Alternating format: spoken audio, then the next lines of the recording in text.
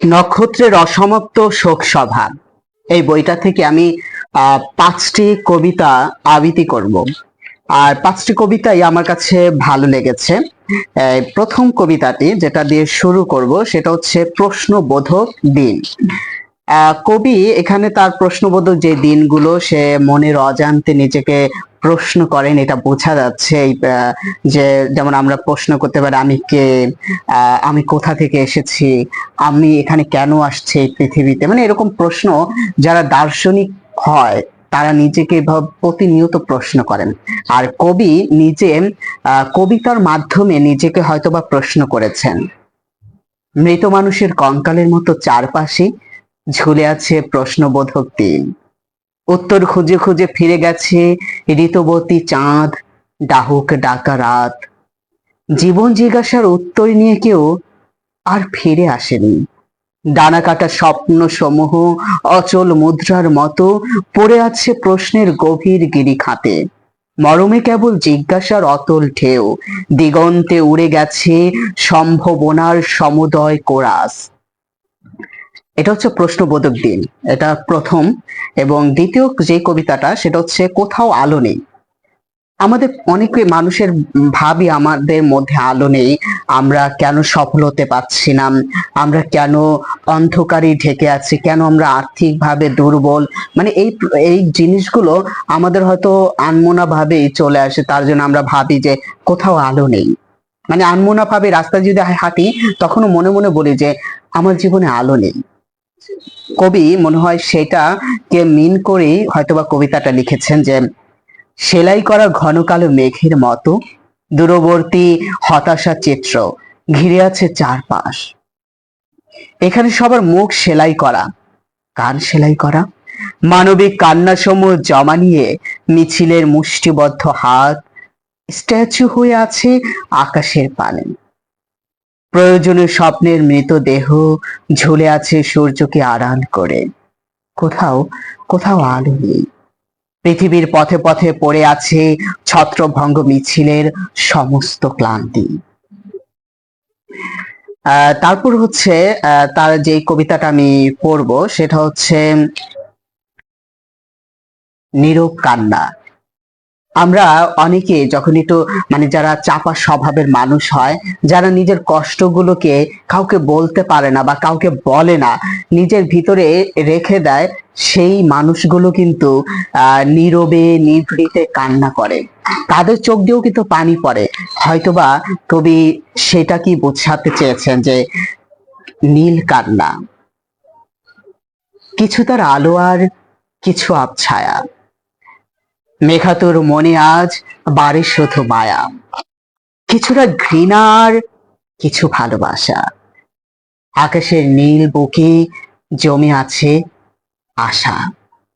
চুপচাপ নীল জলে ওঠে শুধু ঢেউ, একা একা পথ তার, সাথে নেই কেউ। আসলে একটা পর্যায়ে না কেউ থাকে না পাশে, যেটা এখন বুঝতে পারি। এবং কেউ থাকার চেষ্টাও করে না। যদি আপনি আঁকড়িয়ে ধরে রাখার চেষ্টা করেন, তারপরেও যে যাওয়ার সে চলে যাবে। এখন টোটাল 3টা হলো কবিতা। আরেকটা হচ্ছে স্বপ্ন মানে, এটা আমার কাছে খুবই ভালো লেগেছে কবিতা। এটাও এটা হচ্ছে আমাদের অনেকেরই স্বপ্ন আছে, কেউ বাড়ি করবে, কেউ গাড়ি করবে, কেউ সরকারি চাকরি করবে, কেউ শিল্পী হবে, কেউ গায়ক হবে, কেউ নাচ হবে, মানে প্রত্যেকটা মানুষ স্বপ্নের মাধ্যমেই বড় হয়, স্বপ্ন নিয়েই বাঁচে। যার জন্য আবু সাইদ স্যার বলেছেন যে মানুষ তার স্বপ্নের থেকেও বড়। তেমনই একটি কবিতা লিখেছেন যে স্বপ্ন মানে পাখির ডানায় উঠতে জানা, ভুবন ভুলে মন খেয়ালে ছুঁটতে জানা, সব হারিয়ে বিরাট আকাশ শেষ ঠিকানা।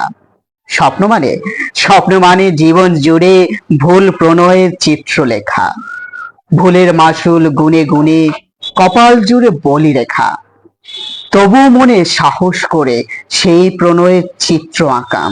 স্বপ্ন মানে, স্বপ্ন মানে জীবন ভর হেঁটে যাওয়া, অচিন পথের ছন্দ আঁকা। এখন শেষ যে কবিতাটা আমি আবৃত্তি করব সেটা হচ্ছে মেঘলা জীবন। তারাবু আর হামেদ গাছির মলিন জীবন, বিষণ্ণ মেঘের ছায়ায় ডাকা স্বপ্নগুলো কমন পড়ে নাই। তাই সজল আকাশে বিষণ্ণ মেঘেদের বিক্ষিপ্ত ওড়াউড়ি। ও তারাবু, কারে খুঁজিস তুই? গাছি বুঝি গেছে আনবাড়ি, সজলের মার চোখে তাই লাগছে নয়া রং। আজকাল কারো স্বপ্নই কমন পড়ে না, তবু পুরনো মলিন কাপড়ের মোহন মায়ায় জীবন জেগে থাকে অনুগত ছাত্রের মতো। কত কথা মনে আসে, কত রং হারিয়ে যায়, কত বসন্ত ফিকে হয়, গাছি ফিরে আসে। ভাবনার করিডোরে নবীন বসন্ত, অন্য চোখের রঙে জীবনে শুধু আন্ধার ঘনায়। এতক্ষণ যার বইটা থেকে আমি কবিতা আবৃত্তি করেছি বা আবৃত্তি করার চেষ্টা করেছি, তিনি হচ্ছে সৈকত রায়হান। তিনি সম্পাদনা করেন হচ্ছে শব্দবাহন ম্যাগাজিনটি, এবং তিনি এই বইটি, আপনারা যারা এই বইটি সংগ্রহ করেননি করতে পারেন।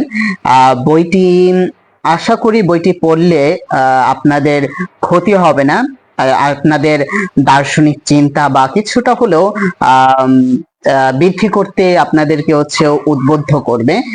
বইটির নামটাও খুব সুন্দর, প্রচ্ছদটাও দেখতে নান্দনিক। আর প্রচ্ছদটা, বইটার নামটা হচ্ছে নক্ষত্রের অসমাপ্ত শোক সভা। এখানে সত্যি যে শোক সভার কথা বলা হয়েছে, এখানে ওনার প্রত্যেকটা কবিতায় মনে হচ্ছে যে কিছুটা শোক, কিছুটা ক্লান্তি, কিছুটা নক্ষত্রের যে একটা নক্ষত্র, প্রত্যেকটা মানুষই কিন্তু নক্ষত্র, সেই নক্ষত্রের অসমাপ্ত দিনগুলোকেই এখানে যাপিত জীবনের মাধ্যমে কবিতার ছন্দে ছন্দে ফুটিয়ে তুলেছেন।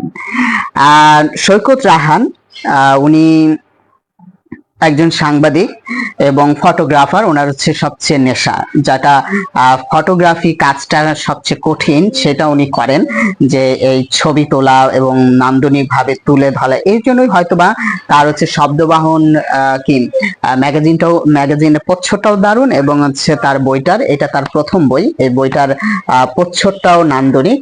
এবং এটার হচ্ছে পটভূমি লিখেছেন হচ্ছে কবি ও লেখক আবু হেনা আব্দুল আউয়াল, এবং এই বইটির প্রচ্ছদ যিনি করেছেন তার নামটা না বললেই নয়, তিনি হচ্ছে মনিরুজ্জামান পলাশ। তিনি এইটা প্রচ্ছদ করেছেন, এই নান্দনিক প্রচ্ছদটা তিনি করেছেন, এবং হচ্ছে এই বইটা বের হয়েছে সাহিত্য দেশ থেকে। বইটির মূল্য হচ্ছে বেশি না, মূল্যটা বেশি না, 200 টাকা। 200 টাকা ছাড় দিয়ে হলে কম হতে পারে। যারা এই বইটি কবিতা ভালোবাসেন, কবিতার সাথে বসবাস করতে চান, কবিতাকে জানতে চান, কবিতার সাথে বসত করতে চান, তারা ইচ্ছে করলে বইটা সংগ্রহ করতে পারেন। ধন্যবাদ।